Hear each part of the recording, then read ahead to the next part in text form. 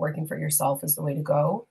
So the hospital contacted me a year out of residency, the hospital here locally. I was a couple hours away working.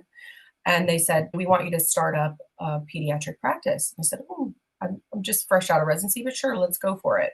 And so I had them build within my contract, though, that I could leave and not have a non-compete. And so started up that practice. And then they wanted to start a pediatric hospitalist program. So there was a physician literally next door to me, a pediatrician, who they wanted to start the hospitalist program. And so for him to leave his practice, he needed somebody to take over. And he said, "Hey, do you want to buy my practice?" And I was like, haha, that's hilarious. I'm pregnant. I've got a 1 year old. Like, that's not happening. But it did. It totally happened. So when he transitioned over to hospitalist medicine, the nurses were having issues figuring out which patient belonged to whom. And so I shifted out of the hospital and no longer do inpatient medicine, which has been nice for my work life balance, honestly, because waking up at 6 a.m. to go see a couple infants or not, because you just never know. And having my lunch hour open to do the work I need to do rather than having to go to the hospital and have coverage was hard to give up.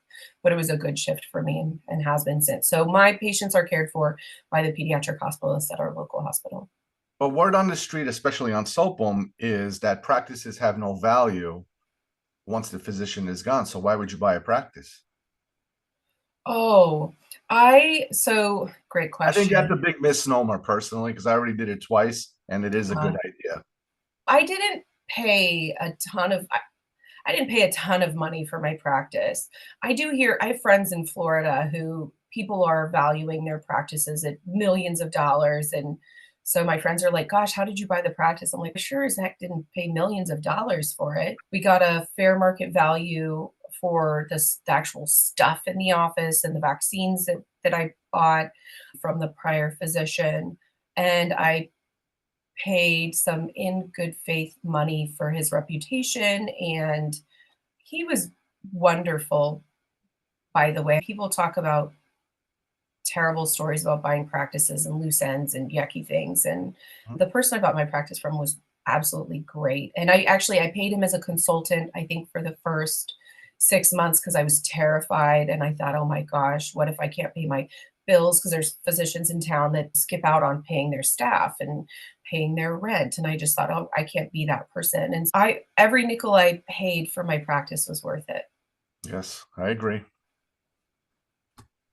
So I guess this is where that term alive and kicking in private practice came from. It's stories like this. I love it. This is the way it's supposed to be. But you didn't go into private practice right out of residency, did you?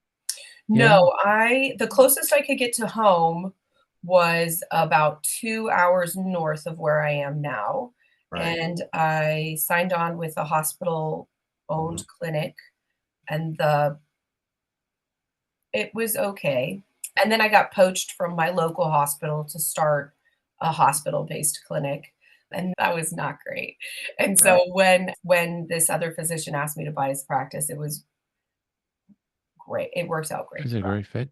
And Yeah. and so tell us about how you went about recruiting a locums and your 1 month vacation and that whole experience because it's fascinating. Sure. So typically I take a week or 2 off per year, like a week block. I'll take a long weekend or whatever, but typically only take a couple weeks off a year.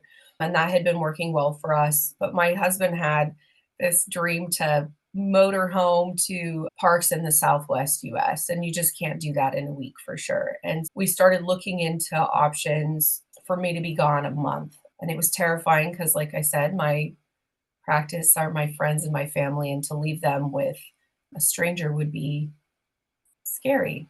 And so my sister actually worked as a locum out of residency, and she made friends and connections, of course. And her close friend is some she consults for the VA is what she does, but she sometimes can take on locum jobs. And so about a year before we wanted to take our trip, we got in touch with her and said, "Hey, is there any chance you could come out and cover for me?"